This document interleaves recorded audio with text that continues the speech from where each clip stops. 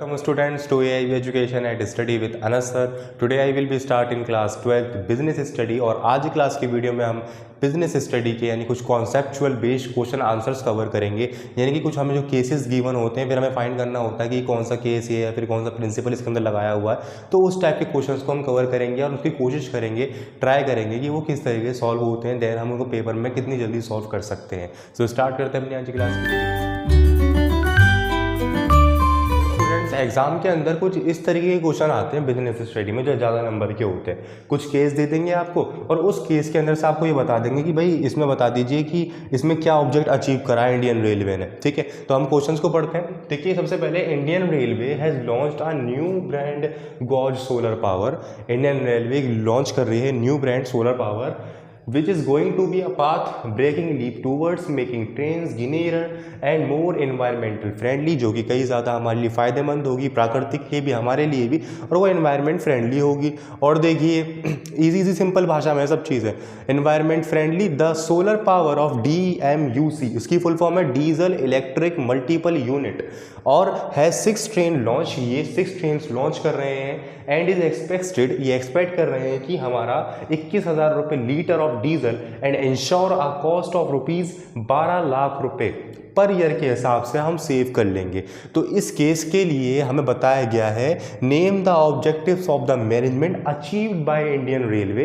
यानी इस पूरे केस के अंदर आपको क्या पता चला कि उसने इंडियन रेलवे ने आखिर क्या अचीव किया है, कौन सा ऑब्जेक्ट अचीव किया है मैनेजमेंट का। सो उसका आंसर देखते हैं। आंसर हमारे पास ये है कि the management objective is achieved by the Indian railway is social objective. तो यानी कि जो इंडियन रेलवे ने जो मैनेजमेंट का गोल अचीव किया है वो क्या किया है, सोशल ऑब्जेक्टिव किया है। कैसे?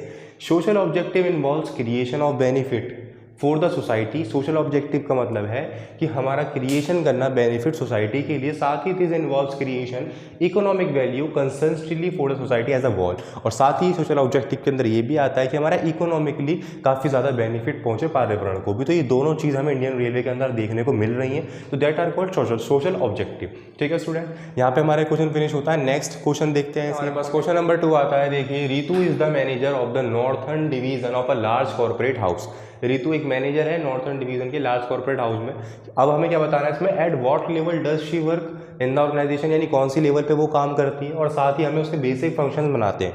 ठीक है, तो ये हमारा क्वेश्चन है। आप देखिए इसका आंसर यहाँ से स्टार्ट है कि Ritu being the manager of the northern division of the organisation is the middle level management. वो मिडल लेवल मैनेजमेंट के अंदर लाई कर रही है। कैसे? She and other manager like her act as a link between the top management and the operational management. Her the main task is to oversees the implementation of plans and policies and साथ ही formulated by the top management by directing and supervising. तो basically जब हमारे question समझ में आ जाएगा तो question समझने के बाद जो हमने पढ़ रखा है ना उसके टॉपिक में से अगर हम बना देंगे तो हमारा काम बन जाएगा। बट ये है कि जो इसके अंदर असली चीज़ पूछी जा रही है वो हमने स्टार्टिंग के लाइन के अंदर लिखनी है। उसके बाद जितनी भी चीज़ें पूछते हैं लाइक मिडिल लेवल मैनेजमेंट का क्या काम है, टॉप लेवल का, तो वो भी हम अगर लिख देंगे तो वो भी चलेगा। ठीक है, अब इसके फंक्शंस रह गए वो बताते हैं आप स्टूडेंट्स। अब हमारे पास आते हैं इसके कुछ फंक्शंस। तो देखिए, the following are her basic functions. First आता है interpreting the policies formulating by the top management. यानी टॉप मैनेजमेंट से जो हमारे पास जो भी फॉर्मुलेशन आई है, जो भी फॉर्मेशन आई है, उसको हम अपने काम के अंदर कन्वर्ट कर देना।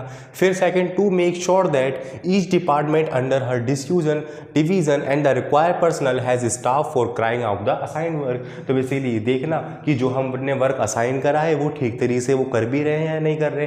ठीक है, नेक्स्ट आता है हमारे पास to assign the necessary duties of the persons working in various departments. तो वही वाली बात रिपीट हो रही है बट अब यहाँ डिपार्टमेंट के ऊपर हो रही है। डिपार्टमेंट्स का वर्क कैसा होना चाहिए, to assign the necessary duties जो उनको दे जा रही हैं the person working in the various departments. Right, अब देखिए फोर्थ आता है हमारे पास to encourage and motivate to personnels towards achievement the goals. यानी कि हमें अपने वर्कर्स को इनकरेज करना चाहिए, उनको मोटिवेट करना चाहिए ताकि वो हमारा गोल अचीव कर सकें।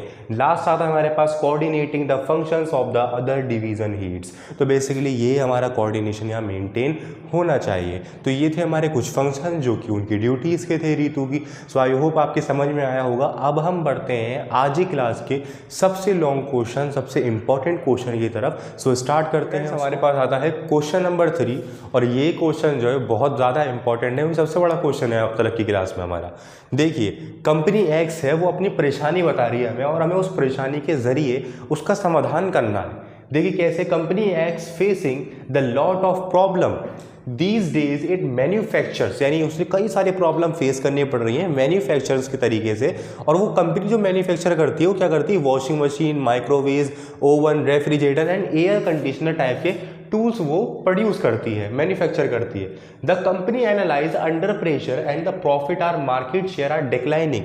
कंपनी एनालाइज कर रही है साल में अपना कि प्रॉफिट जो है वो कम होता जा रहा है और शेयर्स भी काफ़ी ज़्यादा कम हो रहा है। ऐसा क्यों हो रहा है? तो देखिए, the production department blames marketing. जो प्रोडक्शन डिपार्टमेंट है वो ब्लेम कर रहा है मार्केटिंग डिपार्टमेंट पे।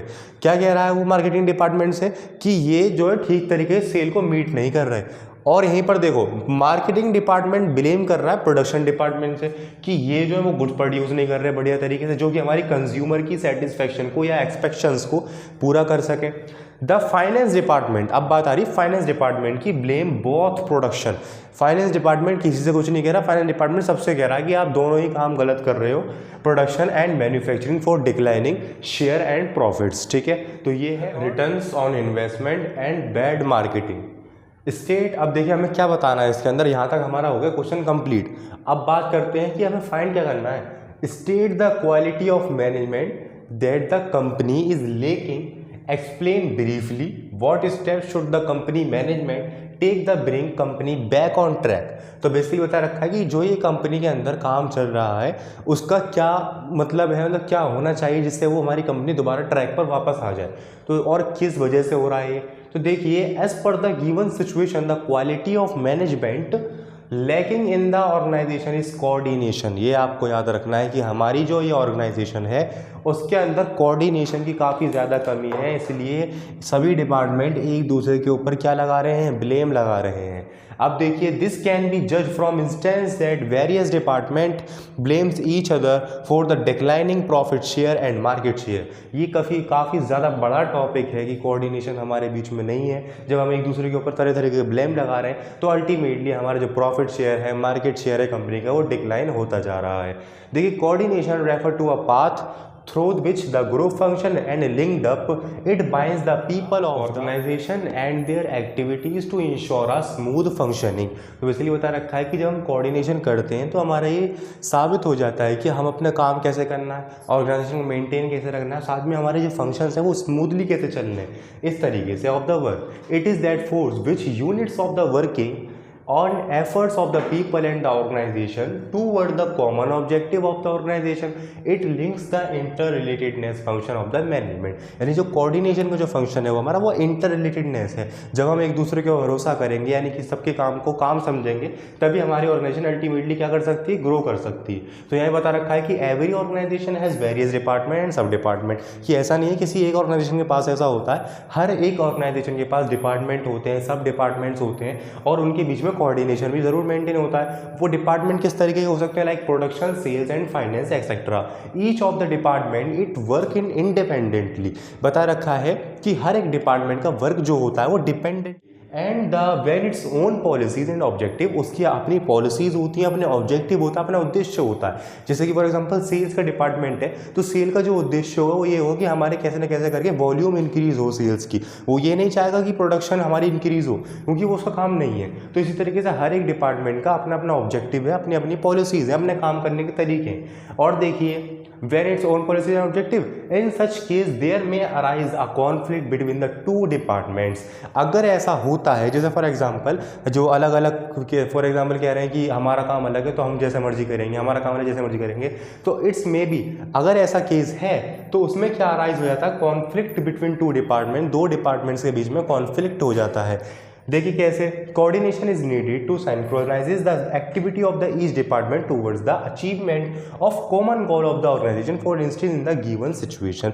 तो बेसिकली बता रखा है कि घुमा फिरा के हमें कोऑर्डिनेशन की सारी बातें बता रखी हैं कि कोऑर्डिनेशन के बेनिफिट्स होते हैं, एडवांटेजेस होती हैं। अगर किसी के बीच में कॉन्फ्लिक्ट्स हो रहा है हमारे डिपार्टमेंट में, सब डिपार्टमेंट में, तो वो उनकी किस कमी से हो रहा है, तो वो यहाँ सब चीज़ें मेंशन कर रखी हैं मैंने, ठीक है। और देखिए, the various department rather than believing each other should work in the each other in the. तो इसे बता रखा है कि जब हम एक दूसरे के ऊपर भरोसा करेंगे, किसी को काम समझेंगे, तो हमारा क्या होगा, अल्टीमेटली गोल तो हम अचीव करेंगे और हमारी प्रोडक्शन भी इंक्रीज हो जाएगी। और क्या बचा है, थोड़ा सा आंसर है इसका, should work with each other in the coordination manner and the work collectively to improve company position with regards to profit and then margin market share. तो ये सब चीज़ें हमारी होनी चाहिए। अब देखिए हमें क्या क्या स्टेप्स लेने चाहिए जो कि हमारी मैनेजमेंट, जो कि हमारी कंपनी एक राइट ट्रैक पे शिफ्ट हो सके। तो फर्स्ट आता है हमारे पास, तो the market should be studied carefully and the demanded must be analyzed such that products can be modified according to the quality of the product must be improved। देखिए यहाँ बता रखा है कि हमें अपनी मार्केट की जो डिमांड है उसको केयरफुली स्टडी करना चाहिए, साथ ही एनालाइज भी करना चाहिए और उसके अकॉर्डिंग हमें मॉडिफाइड कर देना चाहिए अपने सब प्रोडक्ट्स को। सेकंड क्या है, the quality of the product must be improved. अपने प्रोडक्ट्स की क्वालिटी को हमें इम्प्रूव करना पड़ेगा, यानी प्रोडक्शन डिपार्टमेंट को ध्यान देना पड़ेगा अपने प्रोडक्ट पे, ठीक है। थर्ड आता है हमारे पास, the various product and feature should be marketed well. The various product जो है हमारे एंड उनके फीचर हैं वो मार्केटेड से हमारा बैलेंस रहना चाहिए, राइट। अब देखिए फोर्थ हमारे पास और लास्ट फीचर आता है कि customer satisfaction should be worked upon the throw measure such as a customer sacrifice and feedback. यानी कस्टमर की सेटिस्फेक्शन, उसकी एक्सपेक्टेशन सर उसके मुताबिक ये हमारी ऑर्गेनाइजेशन जो है, कंपनी है, उसको काम करना पड़ेगा। तो ये था हमारा आज का लास्ट क्वेश्चन। ये कुछ क्वेश्चंस आते हैं आपके लिए। तो फर्स्ट क्वेश्चन आपके पास, what is meant by management and then name any two characteristics of management बताना है आपको। थर्ड क्वेश्चन है, identify the state of the force that binds of the all function of management, जो कि जोड़ के रखता है। फोर्थ आता है, list any two indicator of growth of an organisation. दो इंडिकेटर बताइए जो कि हमारी ऑर्गेनाइजेशन को ग्रोथ करवाने में। आज की क्लास की वीडियो में इतना ही। नेक्स्ट क्लास में हम स्टार्ट करेंगे क्लास 12 बिजनेस स्टडी के और भी कई सारे इंपॉर्टेंट फीचर्स, लाइक नोट्स से स्टडी करना या फिर क्वेश्चन आंसर प्रिपेयर करना, या फिर अगर आपको कोई भी टॉपिक के ऊपर वीडियो चाहिए तो आप मुझे कमेंट सेक्शन में ज़रूर बताएं, मैं उसी टॉपिक के ऊपर नेक्स्ट वीडियो अपलोड कर दूंगा। सो आई होप आपके सभी चीज़ें क्लियर हुई होंगी। फिर भी अगर आपको कहीं कोई डाउट हो तो आप मुझे कमेंट सेक्शन में ज़रूर बताएं। Thank you.